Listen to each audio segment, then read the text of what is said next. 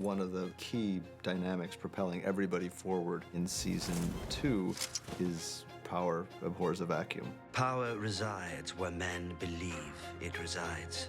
All these different kings are vying for the throne because they see in the wake of Robert Baratheon's death a chance to seize power. Joffrey, Renly, Robb Stark, they'll bend the knee or I'll destroy them. Season 2, it's really building towards a massive battle.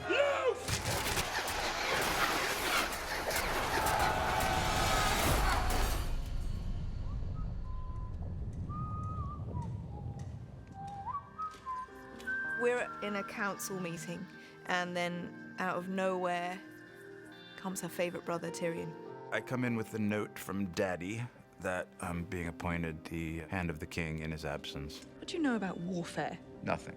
But I know that our enemies hate each other almost as much as they hate us. In the throne room scene, Joffrey prods a bit into a certain curiosity that's been born in my mind. I had a disgusting lie about Uncle Jamie. And you? What you just did is punishable by death. She's got not an ounce of control over her son, and that's horrifying to her. King in the North. In episode 1, we have this nice little scene between Robb and Jaime. Stannis Baratheon sent ravens to all the High Lords of Westeros. King Joffrey Baratheon is your bastard son. That's the first time you see Jaime a little worried. At the beginning of season 2, Catelyn is with Robb, and Sansa and Arya, she hopes, are safe in King's Landing. You're here to answer for your brother's latest treasons. This is a poor girl whose father was executed. She's sort of been left alone with this monster. Joffrey does it very publicly. He's not afraid to show how he's treating Sansa, but because he rules by fear, no one's going to speak out about it. What is the meaning of this? She's to be your queen. Have you no regard for her honor? Tyrion is the only one that speaks out against Joffrey because he kind of can. We're looking for a boy named Gendry. We'll be back with more men. I'm with Yoren on our way to the Night's Watch, but hopefully Yoren's going to try and drop me home on the way there. What did the Gold Cloaks want with you? No idea. Thought they were after you. Why? Did you kill someone, or is it just because you're a girl? I'm not a girl. Do you think I'm as stupid as the rest of them? Bran and Rickon are still at Winterfell with Mr. Lewin. Every night it's the same. I'm running through the Godswood, sniffing the dirt, howling. These are dreams, nothing more. My dreams are different. Mine are true. Dany was in a much more somber place than where we left in the end of season 1. Does it ever end? Everything ends, even the Red Waste. So I took it upon myself to send my Dothraki off to try and find a place that we could try and survive. The one Dothraki that did come back came back with tales of a paradise in the middle of the desert that was intrigued by the idea of dragons. I will vouch for her, her people, and her dragons. Welcome to Karth, my lady. Season 2 begins with Jon travelling north of the wall, and he's travelling north with the other members of the Night's Watch, the Lord Commander and his friends Sam and Gren. The Night's Watch stop at a rather horrible man's house called Craster. He's a quite despicable character. He marries his daughters, and they give him more daughters. Sam does the one thing he shouldn't do, which is to fall in love with one of Craster's wives, Gilly. I wanted to give you something. Belonged to my mother. Keep it safe for me till I come back. One thing we definitely need if we're going to take King's Landing is ships. Robb thinks the best move would be to send Theon back to his father. Catelyn's always had an issue with the Greyjoys. You don't want Balon Greyjoy for an ally. I need his ships. They say he has 200. Theon goes off with these good intentions, but when he gets back home, he gets turned against me. My fears have come true. The Starks have made you theirs. Robb sent Catelyn to Renly's camp to persuade Renly to join Robb. Renly and Stannis are both fighting to be king. The Iron Throne is mine. No one wants you for their king. Stannis is obviously next in line, but Stannis is not going to join the side. Melisandre is a character who arrives in season 2. She believes in other gods. You must give yourself to the Lord of Light. I've said the words. Events take a sudden turn when Catelyn is in the tent trying to talk to Renly. He is stabbed by some form of evil spirit which has been conjured up by Melisandre. Afraid that she is actually going to get accused of this murder, Catelyn flees with Brienne. In the name of King Joffrey, drop your weapons. I don't think I will. When Yoren goes down, that's when everything starts to get a bit scary. Sweet boy! Help us! She already knows there's something a bit strange about Jaqen, and she sees the axe, and she gives them the axe, just leaves them to get out. Round up any survivors. We'll take them back to Harren Hall.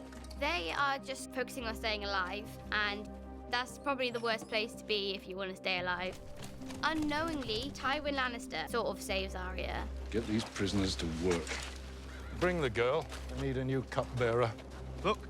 The Fist of the First Men is where they were going to meet Corin Halfhand, who wants to go on a ranging mission to find out what the wildlings are doing. I need to move fast and silent. There's wildlings up on the pass. Corin wants to go and find out what Mansraid is planning to do. He's left to kill one of the wildlings, Ygritte, who he doesn't kill. When Sam and Gren are digging through the snow at the Fist of the First Men, they find dragonglass, and we're not quite sure what the significance of dragonglass is, but it's a curious thing to find buried underneath the Fist of the First Men. The wolf pup has gone south. The north is ripe for the taking. Theon completely betrays me, and not only me, but my whole family. As any child, any boy would want, he wants his father's approval. They attack Winterfell and they decimate it. I've yielded Winterfell to Prince Theon. Betray me, and you will wish you hadn't. Mother of Dragons, it would be an honor to host you at the House of the Undying. The Carthene people only wanted one thing, and that was my dragons. And that began the theme throughout season 2 for Dany, which is the fact that she couldn't trust anyone. It's a pretty horrific, bloody scene that I return to, and the dragons are gone. Where are my dragons? The plan all along was Pietri and Zarazao and Doxos would steal my dragons and rule. You have my dragons. I will take you to the House of the Undying, where I have put them. You let a half-wit escape with a cripple, and Rickon too, the little one. Theon basically turns his back completely on our family. I told you what would happen if you served me loyally, and what would happen if you did not. He's really stabbed me in the back completely. Got as far as the farm, and then doubled back. Must have been the farmer's boys. Killed them, burned them, and passed them off as little lots. Fate has given us this chance to... You lost your mind. Get out! The Lannisters are desperate to get Jaime back, so Littlefinger deceives Catelyn.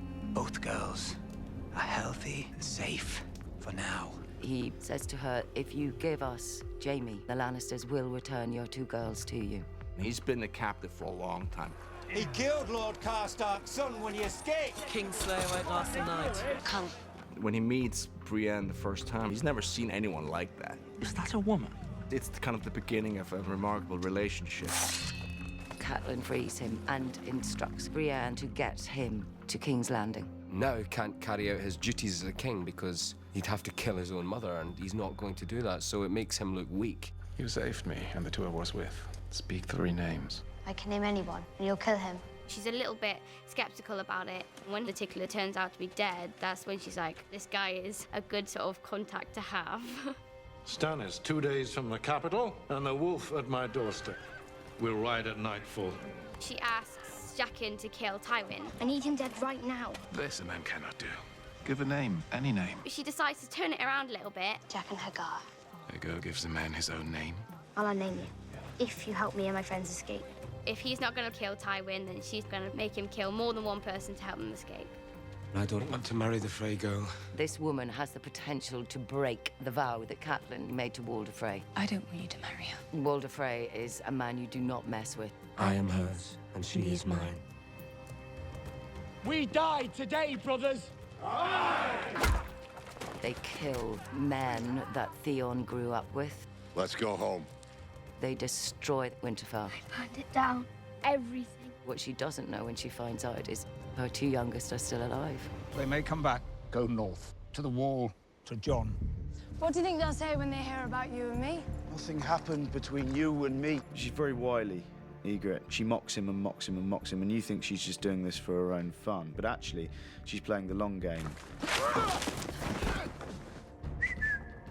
Should have took me while you had the chance. When Jon becomes a captive of the wildlings, he discovers that Corin Halfhand has been captured as well. Halfhand realizes the only good that can come out of this is one of them becoming a spy amongst Mance Rayder's camp. They'll never trust me. Hey, mate. If you do what needs to be done, what? Come along, Jon Snow. Time to meet the king beyond the wall. If my dragons are in the House of the Undying, then take me there. That's what the warlock wants. It's here that I walk into unknown magic. This magic is strong. And what of my magic? And she is tested with everything that means most to her. Stannis Baratheon is coming for us, sooner rather than later. Tyrion and Cersei have a lot in common, and I think that's why they're at such odds with each other. They are going to attack us. We need to be ready. King is taking personal charge of siege preparations. If the wind holds, we'll reach King's Landing in a day. Will it hold? Can't make promises for the wind, Your Grace. They say Stannis never smiles. I'll give him a red smile. The threat from Stannis is the most terrifying for Joffrey, and the most real, I suppose. Mudgate, that's where he'll land. And if Stannis does attack the Mudgate, what is our plan? There's all this wildfire down in the basement's basement. He gets together with this pyromancer and figures out a way to stop them.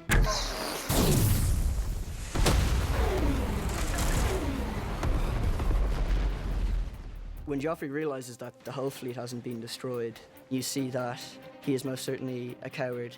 They're coming ashore. There are too many.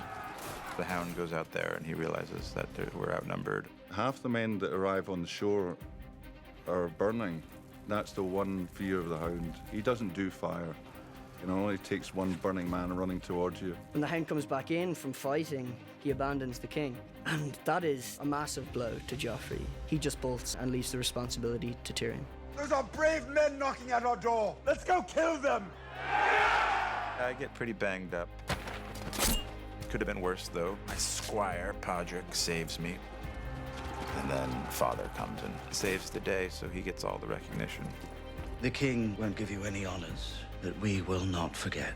With the great aid the Tyrells gave to the battle, the deal was struck to marry Marjorie to Joffrey.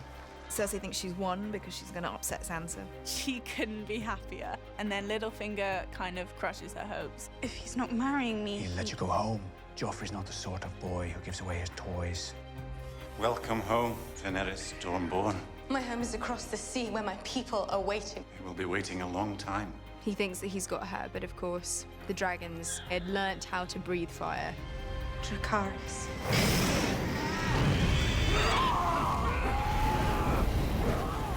Jon hasn't returned when he should, too. The Fist of the First Men, and Sam's getting nervous. It's Jon and the Half-Hand. They're back. At the end of season 2, we leave Sam in rather a perilous situation. Two blasted wildlings. And Three Horns is White Walkers. Run!